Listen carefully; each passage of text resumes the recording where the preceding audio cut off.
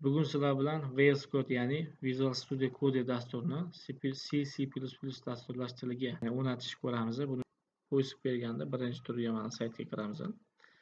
Download for Windows. Xo'p, download qilyapti, mana yuklayapti. Xo'p, mana yuklab bo'ldi. Endi buni uстановка qilamiz.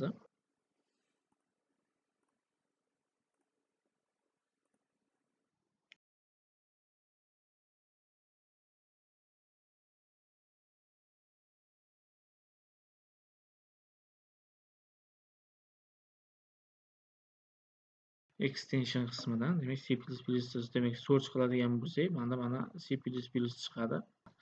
Uстановка demak tepadagi avtomatik nima qilyapti? Uстановка qilyapti mana bosgan paytimda. Xo'p, mana uстановка qilib bo'ldi. Uстановка qilib bo'lgandan keyin nima qilamiz? Boyagi saytimizga qaytamiz. Mana overview umumiy ko'rinish degan bo'limda C++ tanlaymiz. C++ dan demak GCC on Windows. Mana shuni tanlaydigan bo'lsak, mana aytyapti. Demak, birinchi navbatda VS Code ni uстановка qilgan. Undan keyin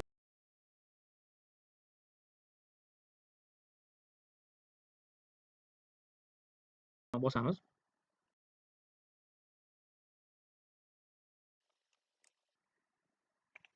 Xo'p, mana skachat qilib bo'ldi. Endi buni uстановка qilamiz.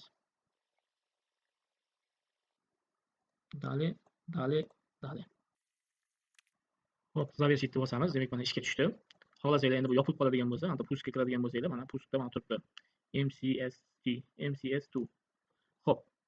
Saytga qaytadigan bo'lsak, xo'p, mana uстановка qilib bo'ldi. Uстановка qilib bo'lgandan keyin mana bu komandani deyapti, nima qilgan deyapti? Bergin deyapti mana shunga. Nima qilamiz? Endi Ctrl stavit qilsak, paste qilamiz. Paste qilib bo'lib, demak enter bosaman. Bo'lsanglar mana nima qiladi? Hozir menda o'rnatish jarayonini boshlaydi. Xo'p, mana bu chiqadi deyapti. Undan keyin deyapti, mana bundan keyin deyapti, enter bosgin deyapti. Enter bosaman. Undan keyin deyapti, agarda demak Y bosgin deyapti. Uстановка qilmoqchi bo'lsang, Y bosaman, hozir mana o'rnatishni boshlayman. Xo'p, uстановка qilib bo'ldi. Aytyapti mana bu yerda. Xo'p, birinchi navbatda demak pazga qo'shish kerak ekan. Demak environment variable degan borga mana qo'shish kerak ekan. Buni topish uchun demak settings ya'ni настройкasiga kiraman. Настройкasiga kirib, ya'ni search qilar ekanman edit environment variables for your account. Ya'ni environment variables, ya'ni agarda sizlarda kompyuterlaringda demak mana shu настройка ko'rinish tili inglizcha bo'ladigan bo'lsa, mana shunaqa qo'yib berasizlar. Agarda sizlarda demak ruscha bo'ladigan bo'lsa, mana настройкasiga kirgandan keyin yozasizlar. Demak, изменение системных переменных среды, mana shu изменение системных переменных среды deb qo'yib berasizlar va bosasizlar. Bosgandan keyin переменные среды mana shuni bosasizlar. Undan keyin nima qilasizlar? Undan keyin mana aytyapti, demak saytga qaytadigan bo'lsam, demak pazni demak qiymatini va keyin deyapti tanlagin deyapti editni demak. Birinchi demak pazni tanlayman. Tanlagandan keyin изменение, ya'ni o'zgartirish editni tanlayman. Undan keyin nima qilar ekanman? Editni tanlab bo'lgandan keyin yangi anaqani ochgin deyapti. Yangini sozdат qilaman. Sozdат qilgandan keyin mana buni aytyapti, mana buni o'sha yerga tashlagin deyapti. Xo'p, mana yangini sozdат qilaman, buni shu yerga tashlayman va OKni bosaman. OKni bosaman va undan keyin yana OKni bosdim. Ana pazni ham anaqasini ham OKni bosgin deyapti mana. OKni bosdim mana. Bo'ldi. Demak, pazga qo'yishdim. Undan keyin endi haqiqatan uстановка qilganini bilish uchun demak puskni bosamiz, demak smd ya'ni komandadan nima qilamiz?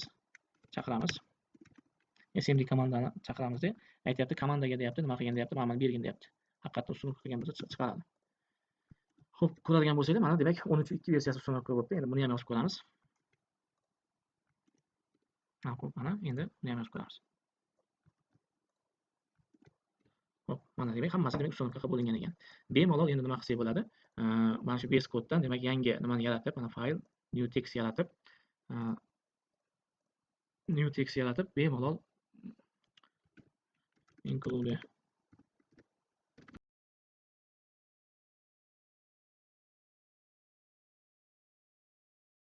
run ko'radigan bo'lsam,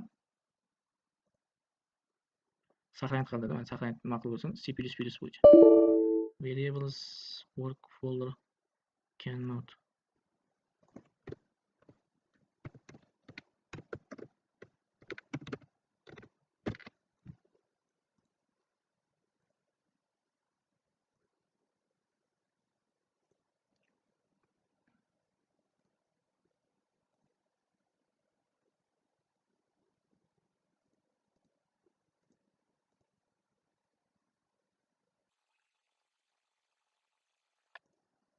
hello world chiqdi. Boyaga xatolik bergan sabab mana bu yerda anaqani restart bosmagan ekanman. O'shani hisoblagan, boya nima qilgan ekan, momo bo'lgan ekan. Demak, bo'ldi, endi bemalol demak C++ da demak yozadigan kodlaringlarni, demak kompilyatsiyani demak mana shu yerga demak bemalol yozib foydalanib ketsanglar bo'lar ekan.